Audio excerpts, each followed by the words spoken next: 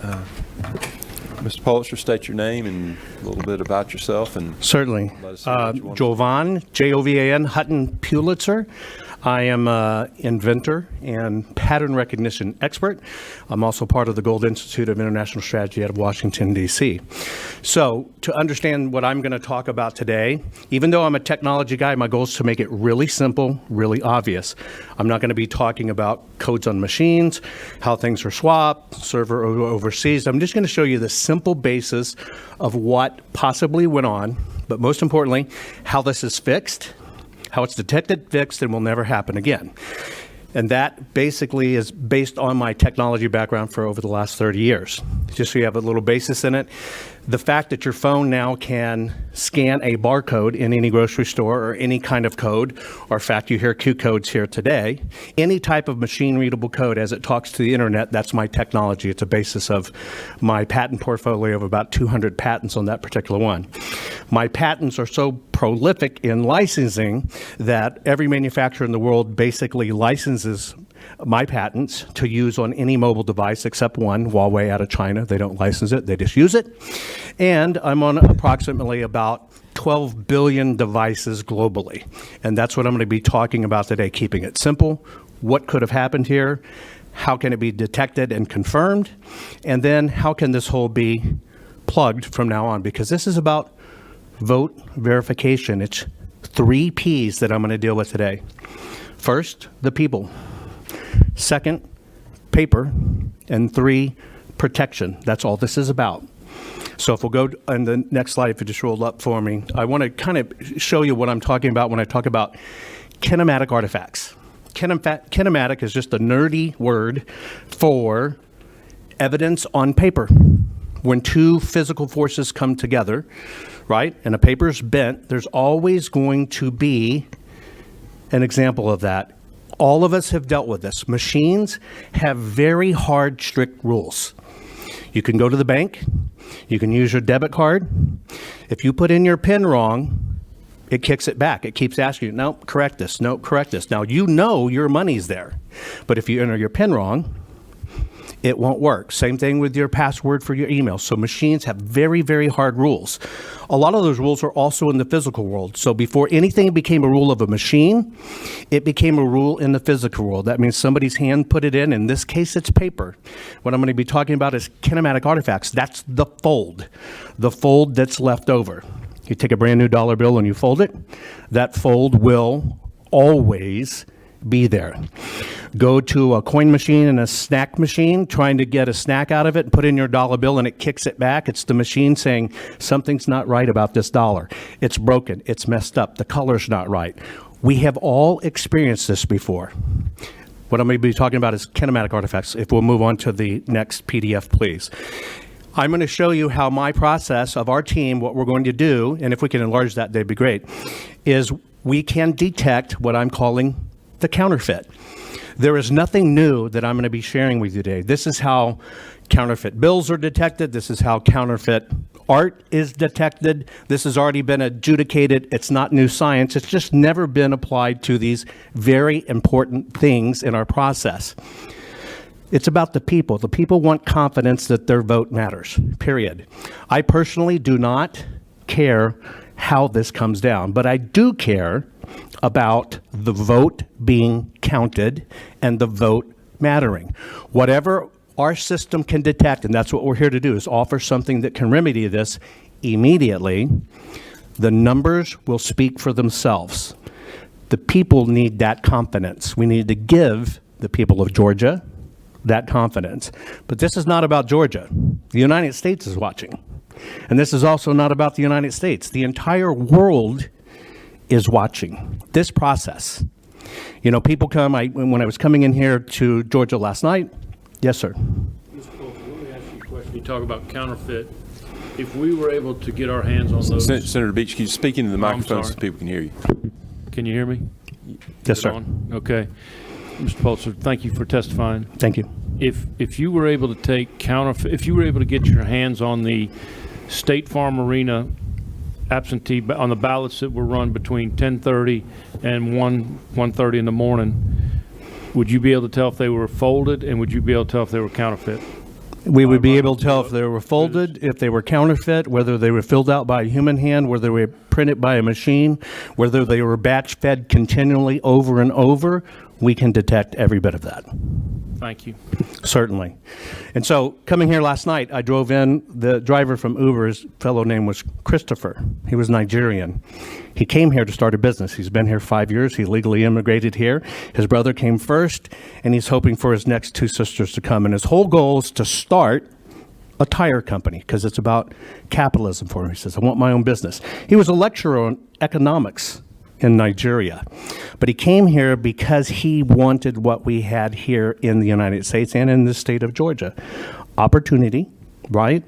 But more importantly, if you look at the people that come to this country, it's not just about opportunity and freedoms. They are coming to our country from countries that have one additional thing. They come from countries where their votes don't matter, where their votes mean nothing. And they know here in the United States what we're supposed to stand for is votes matter. Your voice, one voice matter. And so that little bitty piece of paper that we're all talking about here at the ballot, it got chosen too. It was a generic piece of paper, and one day it comes out in a system, it's a ballot. However, when that ballot is filled in by a voter, it becomes a historical artifact. It is what changes that very simple piece of paper into something that can change or guide a nation. And so we have to look at these artifacts. We have to look at this documentation of what the one person expressed in their intent. And so we're getting confused in machines. Let's just talk about that piece of paper because it's about voter intent.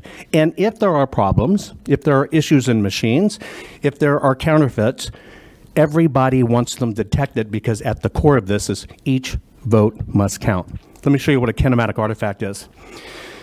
It stands to reason that in an election that comes down to the propensity of a tremendous amount of mail-in ballots, that a very simple process occurred. That piece of paper should have been folded and sent to you at home. A printer prints it out. That printer folds it. It goes into an envelope. It's tracked in the process.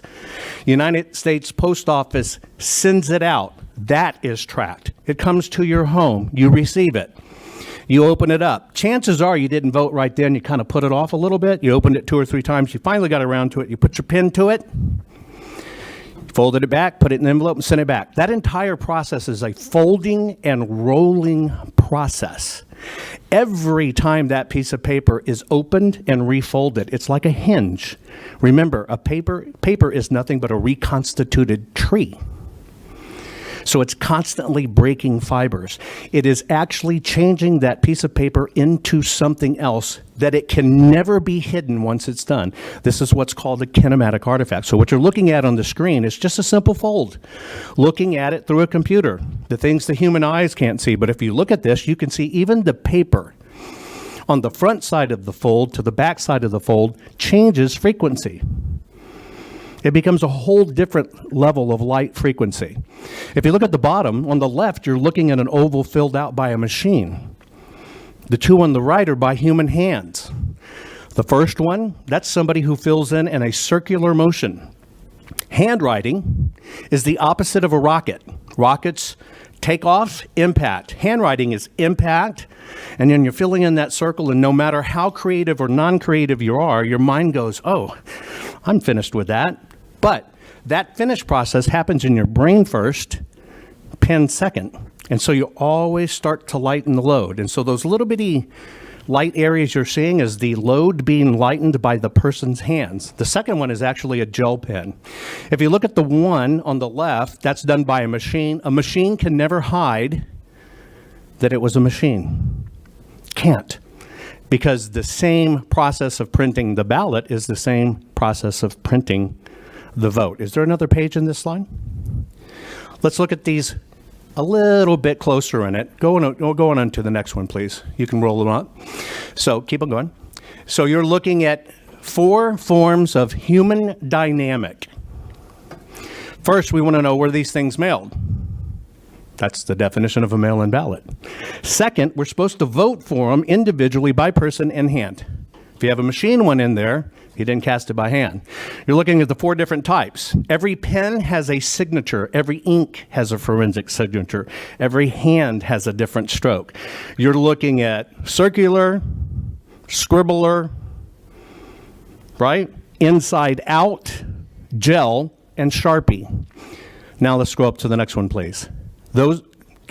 Other direction. Thank you. Keep on going. Now look at the bottom in the machine. If you're looking at it, you can see the difference between the two. The handwritten one, the ink is over the paper. Look at the bottom one. That's a machine filling in an oval, and that's a machine filling in a scribble.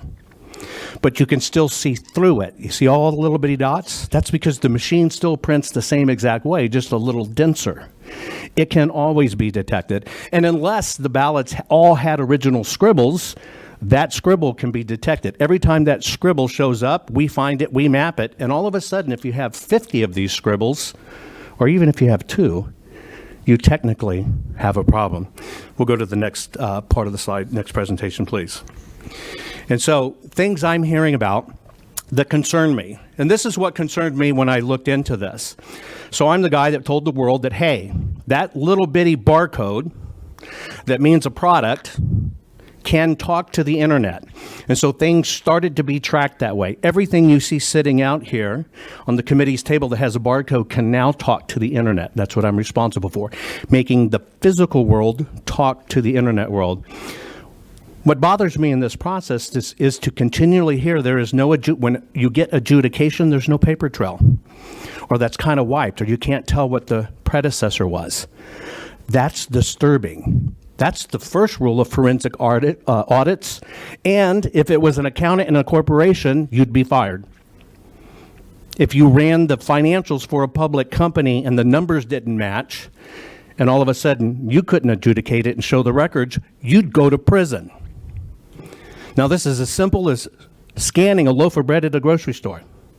When you walk in and buy a loaf of bread and it works off that barcode, that's your vote. You're walking in saying, I want this bread. This is my candidate. You walk up to the cash register. You're handing it to the checker, or you're doing it yourself. That's basically the polling machine. And when that scan happens, it goes, loaf of bread, $2. That's what you expect. That's what you committed to. But if all of a sudden that scan said, sorry, it's a transmission change for your car, you owe us $5,000, you would have a conniption fit. What's sad about this is we're not even performing at standards that we expect out of grocery stores. We're not even performing at standards that you would accept from your online purchase. When you fill that shopping cart, you expect that shopping cart to be exactly what you chose. And if you had a problem with Amazon because they shipped you 20 things you don't need but still charge you, you would be on the phone to Amazon complaining. They would have to audit it, figure it out, and make it right. But we don't do this in elections. We play hide and seek with documents. We don't turn documents over, which are the property of the taxpayer. Federal law states this has to be available for 22 months for audit and inspection. That is a federal law ratified many times over. But yet somebody can sit and say, no, we don't want to show you. You don't have access to it. That is an issue. All of these issues we can fix if we can get access to the artifact that the voter intended. And what is that? That's the physical ballot. I heard about testimony about Q codes. They wouldn't run in the machine. The one thing that was common that wouldn't run into the machine was what? You heard it, the Q code. And then you heard it had to go through a secondary audit, and it still didn't run for the employee of Dominion. They had to do it over and over and still didn't run. You know what the common denominator is in that? The code. If you go to an ADM, put in the card because you have the card, but put in the wrong pin, what happens? Reject, reject, reject, reject. That paper ballot was reading that code. That code was what was making it fail. It should never occur, ever. What it was really telling you is, I've seen this before. I've seen this before. I've seen this before, and they're using the code to adjudicate it out. It's a trick in systems commonly used. Let's take a look at some of these things. This is a Fulton County ballot. You can see the voting area of Fulton County on this one. We referred to it as O8L. It narrows down to Roswell, Georgia. These are physical ballots. You know, people got extra ballots. Some people got 5 ballots. Some people got 10 ballots. Tremendous amount of Texans got Georgia ballots. All kinds of interesting things happen, right? If you ever lived in Georgia, even people that moved away 10, 11, 12 years ago, they got ballots to vote in Georgia. So here you're looking at a ballot in Fulton County. This particular county, not according to my data, but according to public data, says 67.7% of the people voted Democrat. I'm just pointing this out so you understand. I use traditional coding, the blue for the Democrat side, the red for the Republican side. Let's take a look at the next ballot, please. This is a ballot for Buckhead, Georgia. This particular one says that 69.2% voted for the Republican Party, right? This one is what we call our ballot. Will you roll back to the first one? Look at the top right corner of that ballot in the block that says Fulton County. Now go to the next ballot. Look at the top right corner right there that says Roswell or Buckhead. Why is there not a tracking code in that ballot? That's the code that makes it cross-checked to the signature. Why is it absent? There are a lot of these inconsistencies in these ballots, and they run along party lines. Next slide, please. So here's the sample.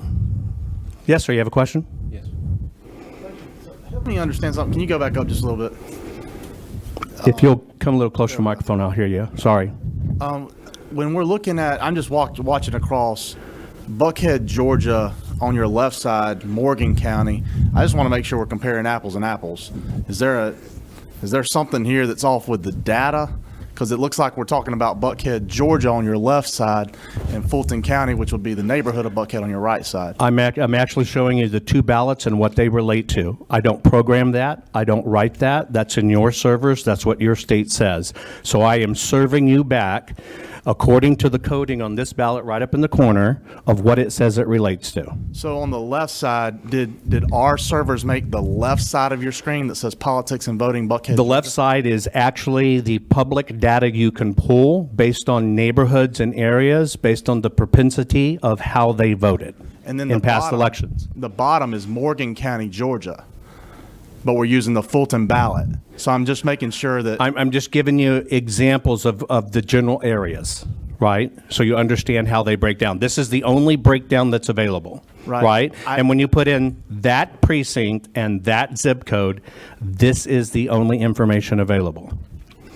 My question is, though, while I support your end premise, I believe, I'm concerned your data may not be the accurate data. That's awesome, because that's not the data I'm even referring to. Okay. Let's get to the ballot and talk about the exact ballot, because here's why. I'm not the webmaster for this. Neither are you. I'm not the webmaster for that. Neither are you. I can throw that off the slide, and we can focus on the ballot instead of what doesn't matter. Here's what matters. Yeah, that's what I'm wondering, because I'm afraid that your boxes refer to a different county. So I'm wondering.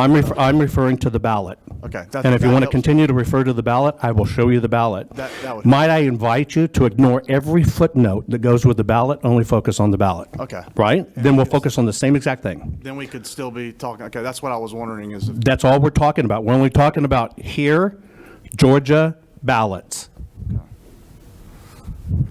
So if you look at this ballot here, you can confirm on your own what district that comes from.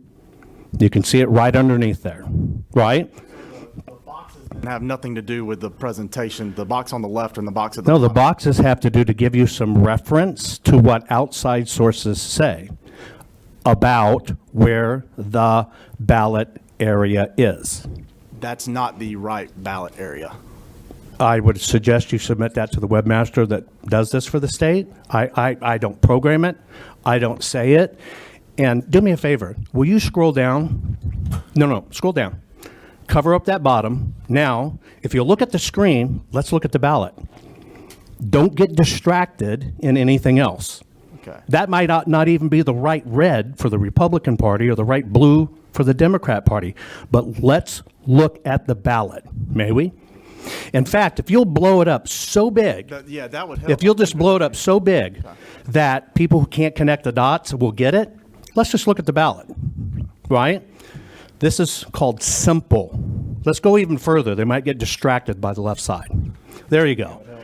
That is so fat and so big you cannot miss we're talking about the ballot. Do you agree? Okay. I do. And I'm not going to roll up to the bottom so nobody gets concerned. So let's look at the differences between the two. You see the code on the right? He's talking about That barcode? Okay. Let's scroll back to the other one. Please be very careful not to show any other data to confuse people. Let's go up. There we go. Keep on going. And now let's look at the right side of the ballot. See that? There's no code there. Okay? where it would be right there. Okay, that's the point. Okay. Yeah, so there's no code there. Can we agree on that? Yes. Side to side. Okay. I didn't print this ballot. I do not assign the districts. I only look at the ballots. This is what the ballot says. Let's go into the next slide, please. Okay. Again, you can discard the information at the bottom if it confuses you. We have Sir, can I stop you for a We have second? yes. Do you mind if I show you? It's not confusing. I want to show you what I was saying. It's not. I'm only talking about the ballot. I got it. I understand completely what you're saying. I'm only talking about the physical ballot. On that, we agree. Okay, good deal. That's 100%. I was wanting to make sure that we were on the same. 100%. I think Okay. we're all on the same page. So please, let's zoom up so there's no confusion. You have a ballot from a Democrat propensity area on the left. I did not print the ballot, have nothing to do with it. You have a ballot from the same county on the right. I did not print the ballot, I have nothing to do with it. You're only looking at them side by side. Why is the code not there? Now let's go to the next one, please. We'll scroll it up. Okay, that code, I didn't create any of these graphics. These come from third parties. They come from how your state adjudicates these. These come from what are the checksums in the barcode. Basically, that barcode that you see missing up there is what helps adjudicate it. And if you want to zoom it way up to the bottom there, none of these graphics are mine. Keep on going. Keep on going. Keep on going. That's how you verify and adjudicate and tabulate and correlate that code. So we've now established that, wow, that code's not there. Can we go to the next slide, please? Great. Okay, let's get rid of the top so we don't get confused between the icons of the parties. And let's just look at a ballot. We've all been hunting probably or know what hunting is. We look through a scope. There's a crosshair in the center. You put that crosshair on exactly what you want to hit. That's called hitting the target. If you have hunted in your life and you're not lined up on the crosshairs and you're doing a 50-yard shot and you're kind of going to the bottom right, you're going to miss whatever your target is. I have questions about these targets. I have simple questions and forensics. Why is the ballot from one county on the left, why does it have a completely separate code in it than the one on the right? These are actually coded to where they come from. Why should you be able to look at a ballot and know whether it came from a Republican area or a Democratic area? This concerns me. I don't think you should be able to know. Can we look on to the next one, please? So let's use this target here. We'll use top pass first. Senator Rhett had a question while you're there. Did I see that? Sure. I just have a quick question. Can you speak in the microphone? I'm sorry, I'm unable to hear I'm you. sorry, I was just wondering if the scanners won't show creases because the images are usually of a very low quality. No, sir. All the machines scan at 300 DPI, which is the default, which is a standard used in any forensic investigation, right? So they all scan to the same confirmation level. So from San Francisco, California to here, they all have the same exact scan level. It's just inherent to the machine and what they see. Thank you. Yes, sir. The things that concern me, the ballot on the left, again, I just color-coded them to make them easy. I'm not saying everybody that lives there is a Democrat, and I'm not saying everybody on the right living there is a Republican. I'm just calling your eyes. I use this as coding so you can see what I'm saying. However, what's really interesting to me is the ballot that goes to the Republican area is completed and printed completely off register. You remember when I told you you feed $1 to the snack machine and it kicks it back? It's because that dollar's broken. It's off register. The machine says, I don't recognize this. I don't recognize this. What do you want me to do with it? Now, when it comes to a snack machine, it keeps on spitting the dollar bill out at you until you finally put in one it agrees with. At a PIN for your bank account to access your money, it's put in the right code. In the voting machines, it's saying, adjudicate me, what's going on here? Well, that's just also like a sighting device. You see how far that register is off? It makes the paper talk differently than what the machines trade to look at. Can we roll up a little, please? Yes, sir. I can't hear you very well. I am so sorry. Would you agree that the boxes along the left and right side of the ballot create horizontal scanning areas, and the marks along the bottom edge and the top edge create scanning areas? So you have a grid on the paper. They're like waypoints, like in GPS. It's what tells everything how to communicate. So if you'll scroll back to a bigger ballot, please, so we can look at, keep on going backwards. Just keep on going until there you go. There you go. All those hash marks on the top and bottoms, all of those are citing communication and adjustment devices. Let me give you an example. Long before computers talked with programs, they talked with paper. They punched little holes in paper, and that's what programming. That's what you're looking at. That's the paper basically telling the machines to program itself. Yes. So the marks along the left hand and the right, the vertical square boxes, they create horizontal lines or regions on the ballot. It's only an outside adjustment. It does not create a line. But for scanning purposes, optically, when it gets to a black box on the vertical edges, it creates a scanning area across the ballot horizontally. That's not the actual description of what it creates. I can describe it maybe another way. If you take that ballot right there and you print it out, and you take a straight edge and you draw from the top of the box on the left side to the top of the box on the right side, the bottom of the box on the left side to the bottom of the box on the right side, you create a series of horizontal lines. You can connect these like a grid. Yes, sir. And you can do the same from top to bottom. Correct, sir. So the width of the box on the left and the right has nothing to do with anything other.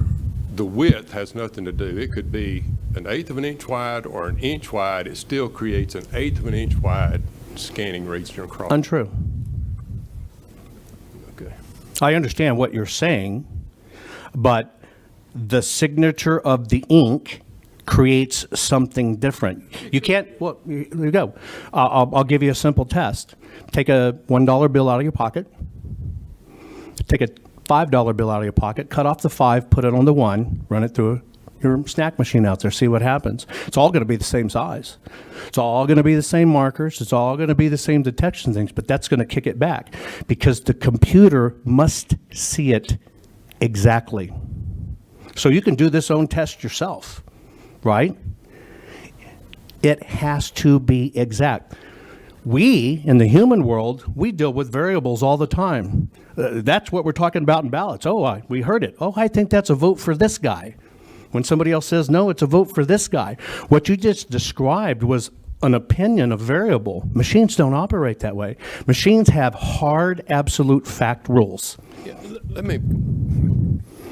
I know you don't know me. I'm actually an electrical engineer myself and have designed coin and currency processing equipment and dealt with currency scanners, so I know a whole lot about how they work. All I'm saying is all the little ovals on that ballot are lined up in that grid. Well, are we talking about the ovals or are we talking about the hash marks on the side? I'm talking about the ovals are lined up with those. The ovals have an exact location on the paper. We use all of those hash marks, top to bottom, left to right, to find out where that is. So let's share some common technology or terminology if it helps us communicate here. Number one, regardless to the machine, I don't care about the machine. I don't want to run another ballot through a machine. That's why we're here. So I do not care about how the machine reads it and what you're doing. I care about getting to the physical ballot. So in our world of what we're doing, which you'll understand this as a mechanical engineer, I've now said, I don't care about the machine. So now all those rules went right out the door. What I'm talking about is that piece of paper. What we do is we use those hash marks for something different. And those hash marks for something different are basically what we do when we look at the ballot. So this is the arena with no regard to what it was to do in the machine. We call it the stadium, the arena. Then when you go to the presidential area, we call that the football field. That one happens to be the Super Bowl field, I think we can agree. And you have other ones that are the state and college and local levels. And then all of them have a game ball in play. I have no regard for the smoke and mirrors of how the machines work, the hidden stuff in the code, or how this machine's supposed to be programmed. If the machine worked according to programming, none of us would be standing here. We're here because something broke. And so I'm saying, I don't care about the machine. I don't even care about the code that was written in the machine. What I care about is that physical artifact. And you know what? That physical artifact has material differences from district to district that should not be there. Now, we can all talk about, well, it's scan lines and it's this. You know, as a mechanical engineer, that doesn't create a scan line, period. That's not what creates the scan line. So, bottom line is we have differences in ballots that shouldn't be there. Why are they there? That's why I said earlier, I'm not talking about code, because that's how this process gets derailed. That's how the smoke and mirrors happens, and nobody's get to it. Please, let's go to the bottom. So we use that as the stadium, and we have the football field, and we have the ovals. We're only looking for it, and let's keep on going forward. Here's what does matter. You as a mechanical engineer can understand this. There's the sighting device. That is the item that tells the optical eye, technically, although in mechanical engineering speak, it's not a singular eye anymore, but we'll just use that as an example. That's telling the sighting device where to look. You, as a mechanical engineer, knowing forensic, knowing dollars, writing codes, doing whatever, you yourself know that when it doesn't line up, the machine doesn't work the way it's supposed to work. It's the difference between pulling your dollar bill out like this and looking at it, pulling the same dollar bill but doing it cross-eyed. One of them doesn't make sense. One of them doesn't look at the same thing the other thing does. That's why this paper is a piece of code. So, we don't care about the scan lines, we don't care about the resolution, we don't care about any of that. We care about the piece of paper. And if you're looking at the bullseye, can we draw that up and try to keep them both in frame? Just the targets on the bottom, there you go. If we're looking at the bullseye, the very thing that says, hey, look here. Well, the left one's saying, look in my yard, and the right one's saying, look 2 houses over. But you know what? The ovals never moved because they were printed hard. So even as a mechanical engineer or photography or optics or camera, when you expect to take a picture and you hold it at somebody, you're not trying to photograph 2 people over. And this is what it tells the machine to do. This is a problem at the most lowest elementary level. And the number one way it's cloaked, well, we can't see it in the code. We don't know how it's done. Show me the code that does it. Well, that's the code. That's the code.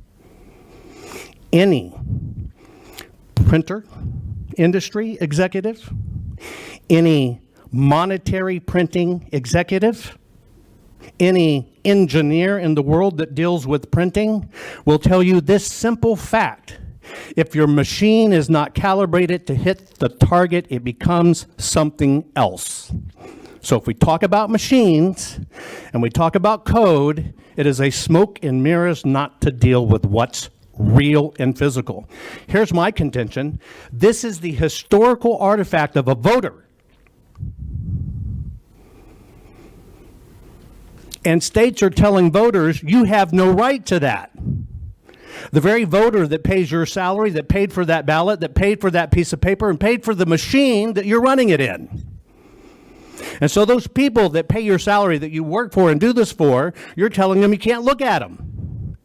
That is both unacceptable and un-American. What I'm saying is all of these problems you've heard today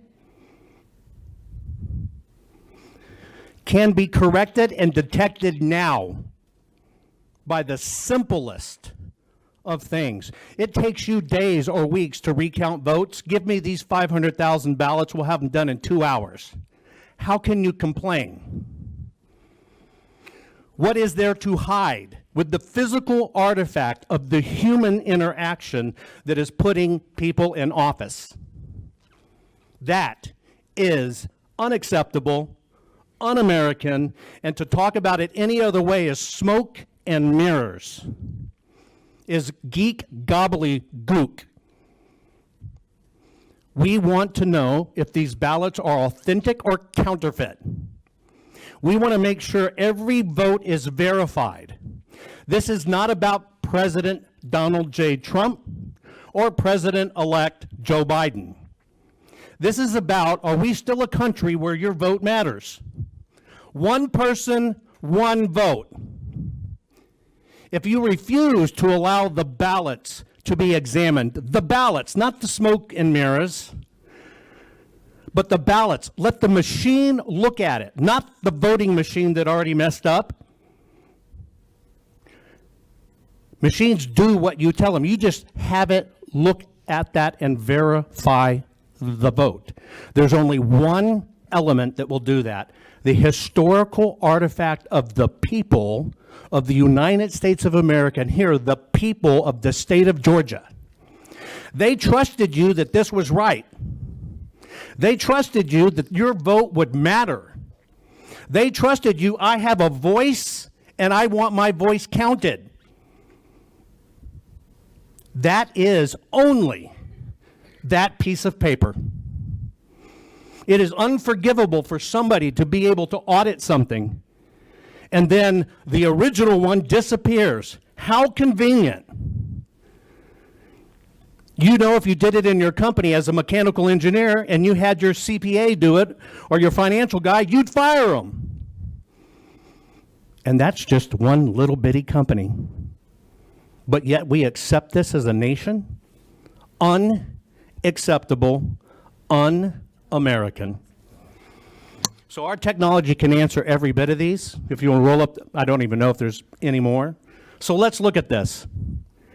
Here's what I have a problem with, is simplest state. This is the county's statement on ballots. Went out on national TV. We had 113,130 votes at the time, and we had to adjudicate 106,000 of them. You know what that's really saying? Your machine didn't work.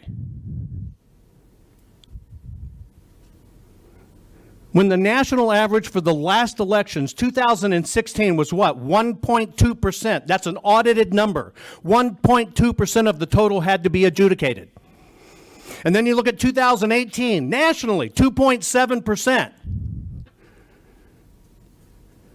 But yet your own election officials said we had to do this 93.6% of the time. Let me decode that for you. Mr. Mechanical Engineer, your machine doesn't work.